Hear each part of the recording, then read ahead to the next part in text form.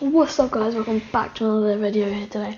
Today we are here at my desk and we will be covering if the British Airways Amex card is still worth it because it's decreased, but the sign up bonus is also increased. I believe I thought it was 240, it's now £300.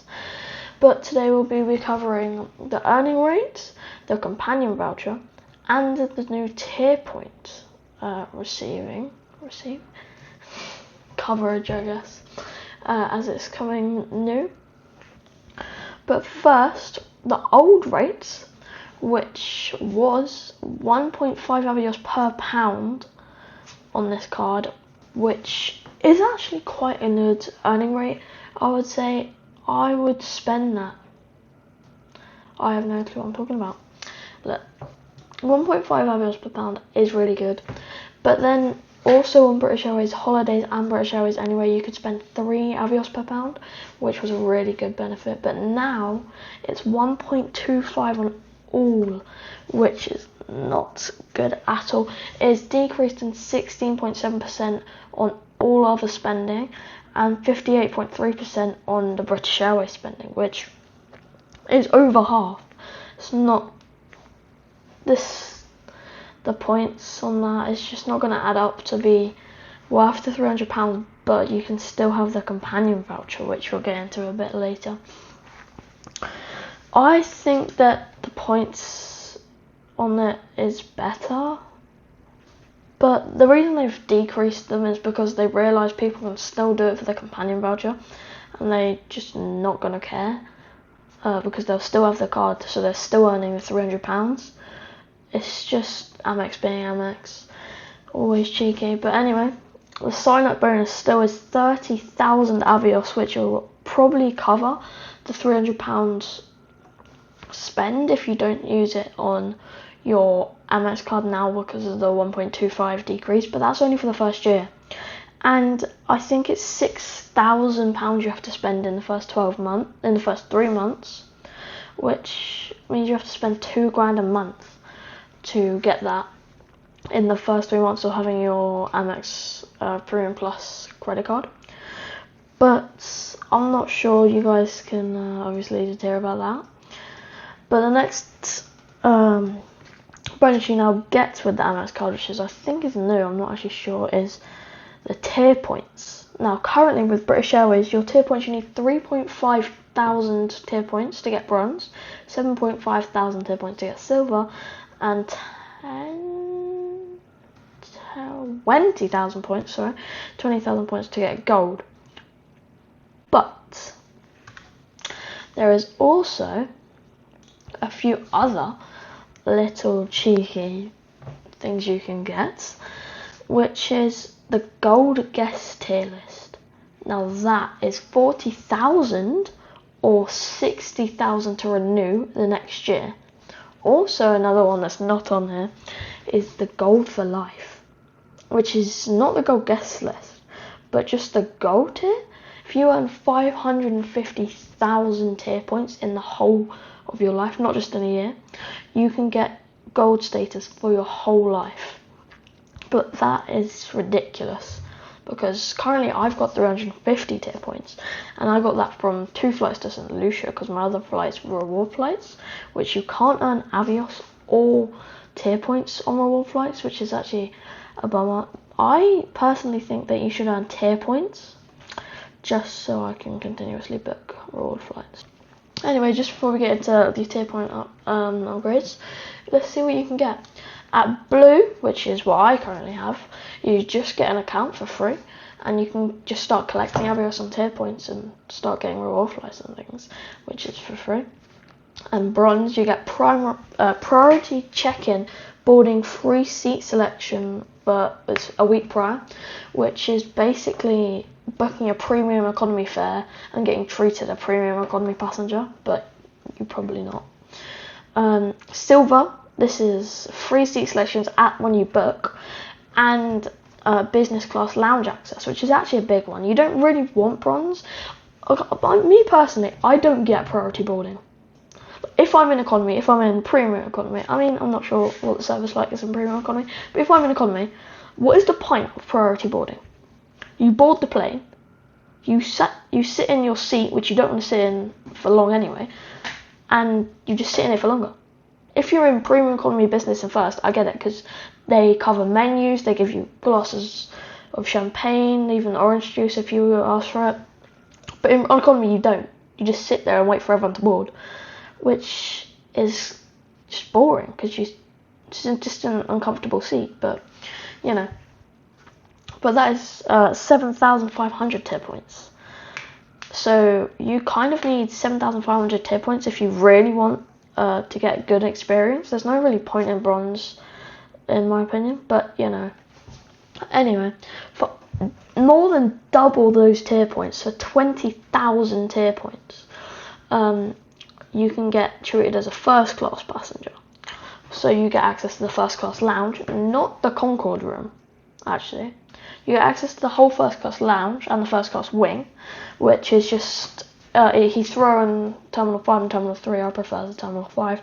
There's a whole room in Heathrow, which is just for first class passengers. They check you in privately. Then you've got your whole private security, which spits you out straight into the lounge. No other people can sort you. But there's also this part in the Gold, the first class lounge, called the Concorde room, which is just a really nice restaurant, which is only given access to Gold guest list and got people who've booked a first class fare. You can't get that with your status, which is kind of fair enough, but it's a bit, you know. But you get access to the whole lounge, the whole first class wing in every airport you go to. Even if you're in economy, you can get that. You get free seat selection at time of booking, and you can book any seat. So if you're booking in a premium economy fare and you're trying to pre-book your seat, it would usually be up to like £90 to get your seat. You can get that for free in Gold, which is good.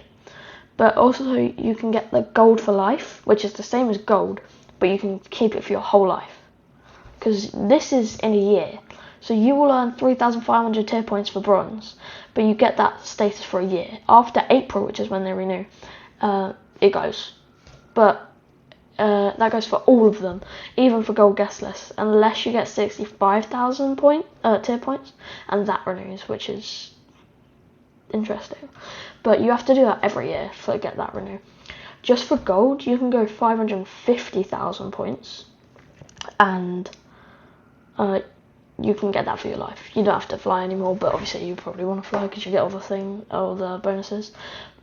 Also, I believe now, in the blue, you get 1 tier point per pound spent on your flights, but only on the fare and the carrier charges, not on any taxes. So if the fare was £33 to fly to Edinburgh, for example, plus the carrier charges, which are £10, but the taxes are £40 together, you will only get 43 tier points for that. But there is also bonus tier points, but I'm not going to cover that.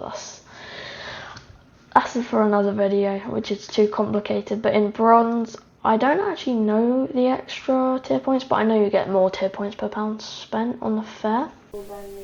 So this is my Patreon, which is a new thing to me. A lot of other people have it. It's like Worldwide Dom or Charles on Travels, but currently this is new to me, and I'd really appreciate it if you guys want to go check it out. There's a new page, you get memberships, and you can get some benefits off them. I'll leave it in the description below, or you can click the link on the screen now. Thank you, bye. And next up we have the tier points spent with the Premium Plus, as you were saying. So continuing on with the tier points redeemed, as you saw how much you need to get now, every time you spend £15,000 in a year, which is 1.25k a month, you get 750 tier points, which is not even half of bronze.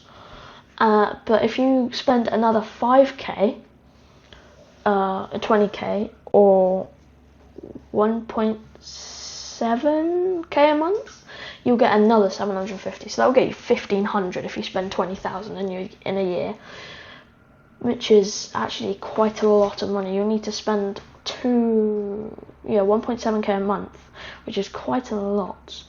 But if you spend another 5,000 in the same year, or 25k in a year, or 2.1k a month, you get another 1,000 tier points. So you could be potentially looking at 3,500 tier points if you're a premium spender and you spend more than 25,000 a month. But if you don't, I'm not sure how much that's worth, because even £15,000 a year is going to be quite hard to hit on a credit card, unless, I don't know. And finally, the whole reason why people will still get the Amex card is the companion voucher.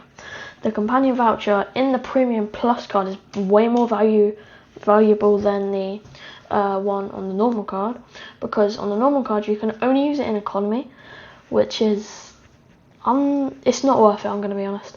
But if on the Premium Plus card, you can use it in economy, premium economy, business, and even first class. But how this works is you will need the reward flight for 2 people. You will need to spend so you need the reward flight for 2 people. It will cost you the amount of points for 1 person, but you need to pay the taxes and charges for 2 people. So if the flight was 100,000 points each and £1,000 in taxes and charges, you would need to spend 1,000 points each, or avios, and £2,000 to get the companion voucher for 2 people, which is actually, it's fair enough why they do it, because it's 2 people, you can't really do it the other way or any other way, but it does give the drawback to them. But if you're in economy, then the companion voucher isn't worth it. You can use them on short haul as well, but if you just want to like use the companion voucher to go to Barcelona or something, that will cost you 20,000 points in business. That's just nothing. Like, I'm not sure that's worth it.